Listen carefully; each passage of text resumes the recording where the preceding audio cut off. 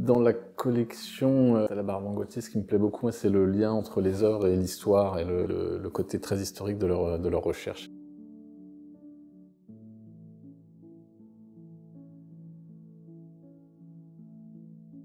Là, sur le Victor Hugo, on a un moment où il fait ce dessin vraiment au moment de la Deuxième République, donc au moment où il va avoir le plus d'impact politique, juste avant le coup d'État de Napoléon III, qui va l'obliger de partir en exil.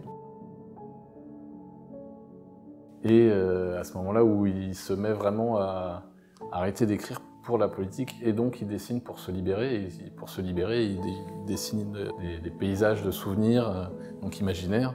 C'est lui qui fait ses cadres, et c'est lui qui dessine sur ces cadres. C'est le seul qui est encore en main privée de cette taille avec le cadre original. Alors là, on a un dessin très intéressant d'Edgar Degas, qui au début de sa carrière copie énormément les anciens, comme le veut la tradition dans les ateliers.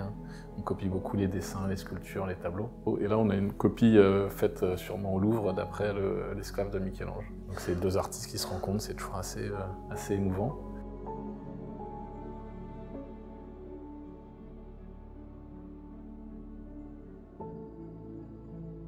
Le Gauguin, qui est aussi une rencontre, on va dire, c'est un moment précis de l'histoire de l'art qui fait basculer beaucoup de choses.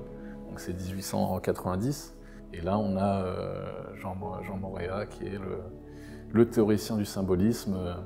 On voit dans son regard et dans la composition la folie et l'exutoire que peut être l'écriture.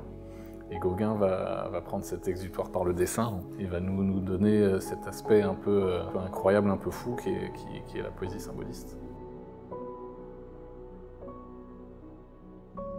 Et dans la collection, il y a aussi du XVIIe, du XVIIIe, et toute une partie qui est consacrée aux événements historiques, avec des choses très particulières. Il y avait beaucoup de choses autour de la Révolution.